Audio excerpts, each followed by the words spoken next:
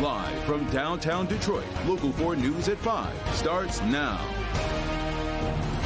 Once again, we begin tonight with the weather, and it's been a busy one on Exact Track 4D radar. Storms once again scattered across Metro Detroit tonight.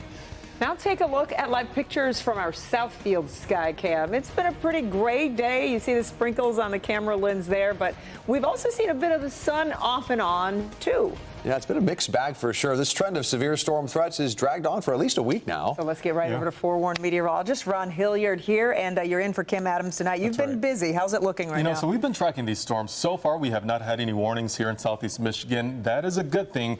We have had some stronger storms here in southeast Michigan, but again, not reaching that threshold of severe weather. I do want to point out some of the locations where we're getting some of that heavy rainfall right now. The line is primarily stretching from about 8 Mile in Southfield and going through Beverly Hills into Troy, Rochester Hills, and then into Macomb County. And as we narrow in and zoom in on Macomb County, that rain is coming down heavily right now as you go into Washington Township, Macomb Township. We've had the heavy rain already moving through Romeo. You have some thunder and lightning associated with this as well. The thing about this, it's moving very slowly to the east at about 30 miles per hour. So as we put this into tracking motion, you'll notice that it doesn't make a whole lot of progress here in southeast Michigan very quickly because of the slow movement. So we're going to track this out, drag it out to about 30 miles, and we're going to go way off toward the end of the map right there. And you'll notice that it's going to be right around New Baltimore as we get toward about 5:30, New Haven about 5:20. So again, moving very slowly. There's a potential for some gusty winds up to about 20 and 30 miles per hour out of this, but we are not seeing any severe weather as of right now here in southeast Michigan. That is a good thing. We're going to be tracking these storms throughout the rest of the evening and let you know when you can expect that rain to arrive in your location coming up. Ty and Kimberly. Okay, and it's days like this you'll want to have the Forewarned Weather app. It's totally free to download, and it'll give you alerts when severe weather is approaching. Just search WDIV in the App Store. Our other top story tonight, police in Livonia say they've arrested the driver involved in a hit-and-run crash that killed a 3-year-old boy and critically injured his mother and twin sister. This is where it happened right around 10:45 last night on Merriman Road in Linden. That's when the mother was trying to cross the street. Let's get out live to Will Jones with the latest. Will, what is the latest on this case? Ty and Kimberly, Livonia police say, as you mentioned, the 47-year-old female driver is in custody. She is from Mount Morris, which is north of Flint. I want to walk you through what went down here yesterday. The woman and her twins were trying to get across Merriman. The traffic signal was flashing yellow at the time when she was struck by that driver, and that driver took off. There was a lot of people out at the time. The Livonia spree was happening, a lot of foot traffic, a lot of car traffic. Witnesses say this all unfolded around 10:45 last night. The mother, 28 years old from Detroit, she was with her 3-year-old twins, boy and a girl. The boy was pronounced at the hospital. Police say the mother and daughter are in critical condition. We spoke to a man who lives in the area who didn't want to be identified. He says the road was blocked off for hours. They were till 6 in the morning. They had lights up, they were taking pictures, and nobody could cross here. All right, I want to show you what is here on the scene now. In the last hour or so, several people have come by and dropped off flowers. Some people very emotional. Some of those people who dropped by, they actually witnessed this accident last night, and it was very traumatic for them. And I also want to pan down here on the ground just to show you what was left of the investigation. You see that plastic glove just there. We're going to have much more on this story coming up at 6, including how Livonia police tracked down the driver. We're live here in Livonia. Will Jones, Local 4. All right, well, thanks for the update. We'll see you a little bit later at 6.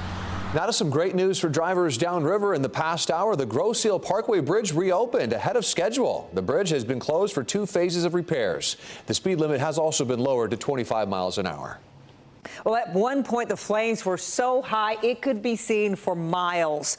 A huge fire this morning at an oil recycling facility on Detroit's west side, and you can see just how hard it probably was for firefighters to fight here. It happened around 5 a.m. at the facility on Lycast Street, not far from East Jefferson and Connor. So let's get out to Jay Scott Smith. He's live at that scene tonight. Jay, a firefighter was hurt.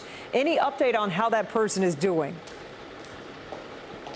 Yes, good evening, everybody, and we have an update here. The flames are long gone. In fact, as I'll step out of the way and kind of show you, the flames are long gone. The smoldering is largely stopped. In fact, aside from one flare-up that we had around 1 p.m., it's been all quiet around there. The emergency crews are gone. The cleanup crews are out here, and while officials work to figure out what started this fire, it was a strange smell that tipped off employees to trouble.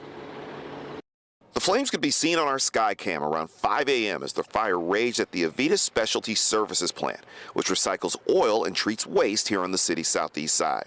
Around 5 o'clock in the morning, DFD received 911 calls of a fire.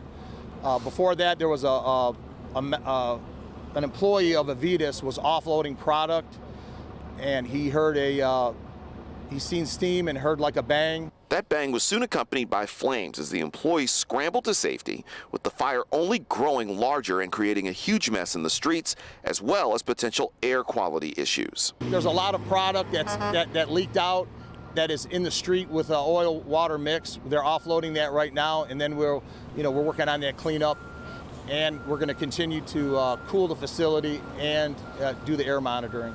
Prior to the fire, employees also said they noticed a strange rubber-like smell in the air. And this isn't the first time that foul odors have been a problem at this facility. 3 times in the last 7 years, in 2018, 2020, and 2022, Avitas has been cited by the state for level 3 complaints about the smells coming from the facility. The most recent complaint from Eagle's Air Quality Division was addressed to CEO Robert Slater in October 2022, saying the smell was considered moderate to strong and impacting the entire area. The company did not respond on the record to that violation notice, but did respond to the previous notice from June 2020, claiming they were fixing and addressing the problem. Now, as for today's fire, none of the company's 20 employees were injured. One firefighter, as Karen mentioned, was injured, suffered a back injury, but that firefighter was taken to Detroit receiving and is expected to recover. Now, I also reached out to Avitas to ask them about those prior violations that we told you about. Well, a voicemail at their office today said that they are actually closed for the day. We're still working to get more information on that, and the fire department says that the cause of this fire is still under investigation. We're live on Detroit's East Side. I'm Jay Scott Smith for Local 4. Let's head back to the studio. Okay, Jay, thank you so much. And more news tonight to a major development in the Line 5 pipeline battle. The U.S. Supreme Court has agreed to review whether Enbridge Energy wrongly moved Michigan's lawsuit to federal court. And that case, listed today, could shift the legal fight over the controversial pipeline's future from the state to federal jurisdiction, potentially favoring Enbridge. A decision is expected in the coming months. The Line 5 pipeline, especially the part running under the Straits of Mackinac, has been a long-standing source of controversy, with environmental groups warning that a spill where Lakes Huron and Michigan meet could be devastating. Meanwhile, the U.S. Army Corps of Engineers is reviewing the final permits Enbridge needs to begin tunnel construction, with a decision expected sometime this fall. If you would like to learn more, go to clickondetroit.com for a breakdown of the entire legal battle and what's at stake. Search Karen Drew's investigation under the Specials tab. Today, community groups from across the city of Detroit are coming together in an effort to stop a surge in gun violence, especially among young people. Yeah, this comes after a 4-year-old and an 18-year-old were shot and killed while the child was playing at a playground on Detroit's east side. Then just yesterday, a 15-year-old was killed and his 13-year-old sister was injured in a shooting at a home on the west side. Erica Erickson joins us live with the story. Erica, these groups are well established in the community and they're not happy. They are not happy. They're emotional. They're outraged. The mother of 4-year-old Samir Grubb says he was playing. It was a nice day here at the park. He was getting ready to go down the slide, and he made it about halfway up this ladder before he was shot and killed. We honor the life of this baby. We honor the life of our children. We honor the life of our kids going to school in fear. Their message: stop waiting until tragedy strikes. We are tired and we are sick of this deadly disease. This should not have happened. To do something. He said he was just going up the ladder. Yeah, didn't even make it to slide down. And I could just see the person shooting in that 1 minute. Just 1 minute. And 4-year-old Samir Grubbs was gone, along with 18-year-old Davion Shelmanson Bay, shot and killed trying to protect another child. I don't have no words for it. I don't have yeah. Another teen injured here and 2 other teens shot, one of them dying over the weekend. Now community groups, police, school officials, families gathering to say Detroit's children shouldn't be afraid. Who would have thought that somebody was senseless enough to shoot by a playscape? A playscape. Passing out flyers for the summer campaign, Protect the Zone. Hey, what I want to talk about, Protect the Zone. Not only calling on parents and teachers. Let's take advantage of what's out here. But also local and state leaders. Did you get a flyer? To find solutions to stop the violence. We got free programs for people. Now, those free programs are aimed at children 12 to 17 years old. And we have details to sign up and get more information on those free programs at clickondetroit.com. Reporting live on Detroit's East Side, Erica Erickson, back to you. Just too many tragic cases. Thank you, Erica.